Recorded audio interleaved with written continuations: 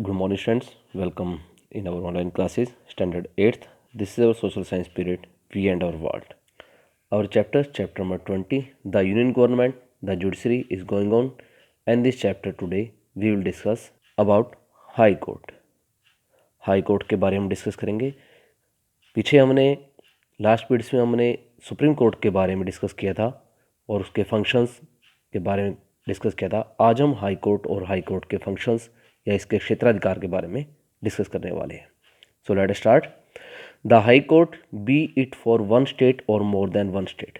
ये जो high court है, जैसे हमारे देश में सुप्रीम कोर्ट सबसे ऊपर है, उस तरह स्टेट के अंदर हाई कोर्ट होता है.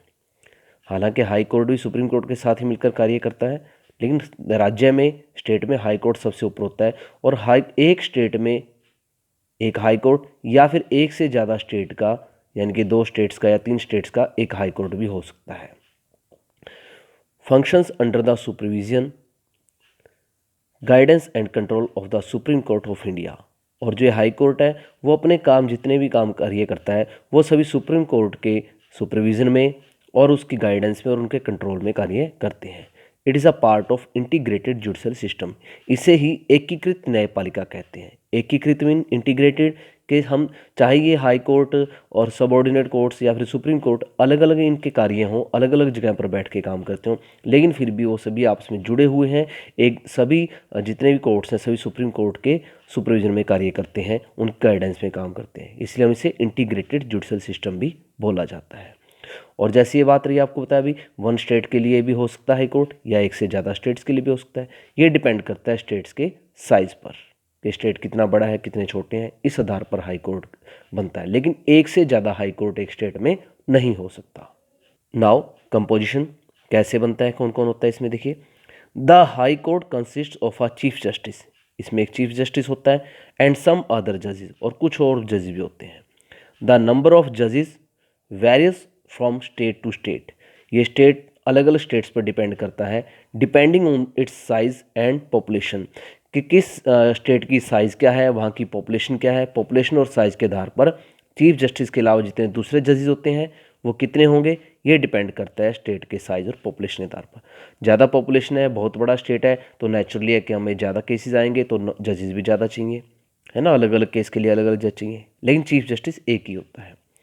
The chief justice of a high court is appointed by the president of India. ठीक है, प्रेसिडेंट ऑफ इंडिया के द्वारा चीफ जस्टिस अपॉइंट किया जाता है in consultation with the chief justice of the supreme court. Supreme court के chief justice की, जो सुप्रीम कोर्ट का चीफ जस्टिस होता है, उसके कंसल्ट से, उनकी सलाह से. And the governor of the concern state. और उस स्टेट में जहाँ पर उसे जस्टिस चीफ जस्टिस रखना है, उस स्टेट के गवर्नर और साथ में सुप्रीम कोर्ट के चीफ जस्टिस की सलाह से किसी भी हाई कोर्ट का चीफ जस्टिस नियुक्त किया जाता है. प्रेसिडेंट नियुक्त करता है उसे, ध्यान रखना, प्रेसिडेंट ऑफ इंडिया. अगर आपके क्वेश्चन आता है who appoint the chief justice of any state of any high court, तो हम क्या लिखेंगे, प्रेसिडेंट ऑफ इंडिया. अगर आता है किसकी सलाह से, with whom consultation, with the consultation of chief justice and supreme of the supreme court and the governor of the concern state. Similarly the other जजेस, और जो दूसरे जज हैं, are also appointed by the president of India on the advice of chief justice of India, of the governor of the state and the chief justice of the high courts of the concern state.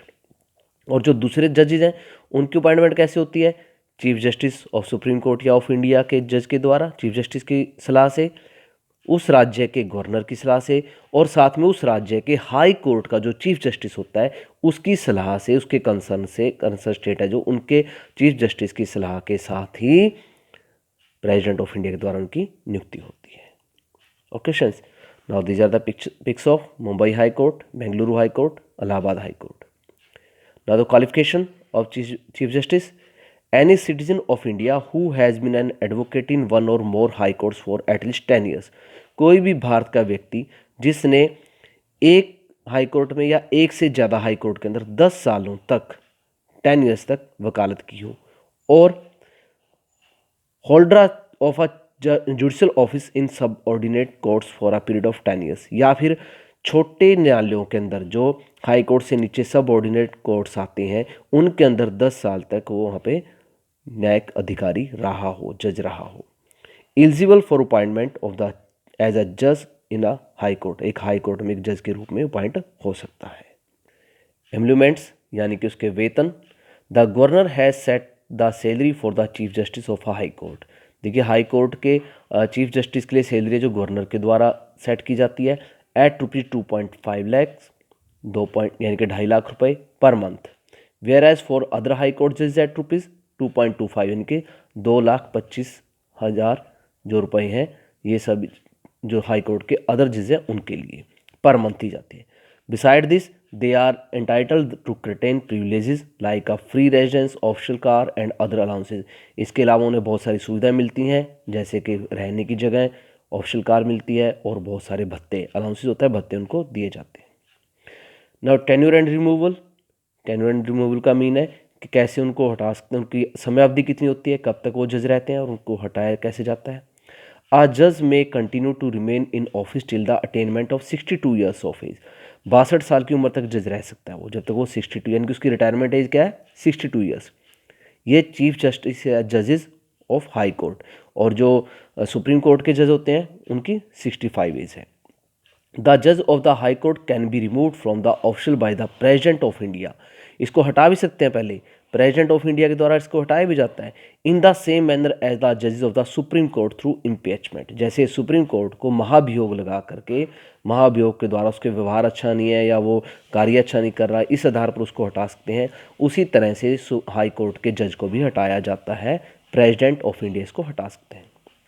Unlike the जज of supreme court, uh retired high court जज में practice in any high court. देखिए जो supreme court का जज है वो retire होने के बाद कहीं पर भी कोई भी जुडिशल कार्य नहीं कर सकता, परंतु हाई कोर्ट का जो जज होता है जब वो रिटायर हो जाता है तो वो हाई कोर्ट के अंदर प्रैक्टिस कर सकता है, वकील का कार्य कर सकता है, but not before any lower court. लेकिन हाई कोर्ट से नीचे के किसी भी कोर्ट में वो वकील के रूप में काम नहीं कर सकता, और इन द सेम हाई कोर्ट, और ना ही उसी हाई कोर्ट में जहाँ से वो रिटायर हुआ है उसमें काम कर सकता है।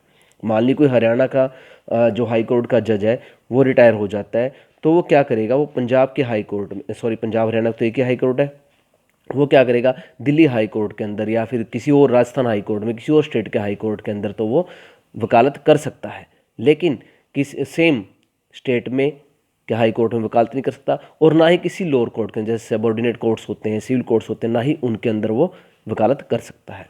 However she he may be appointed as a जज ऑफ द सुप्रीम कोर्ट।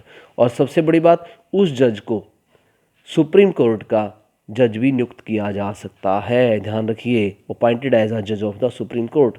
अगर सरकार चाहे, रिप्रेजेंट चाहे तो उन्हें सुप्रीम कोर्ट का जज भी बना सकता है। सो स्टूडेंट्स अभी यहीं तक, अभी नेक्स्ट वीडियो में पावर्स एंड फंक्शंस करेंगे। सो अभी आप यहीं तक इसे रीड करें।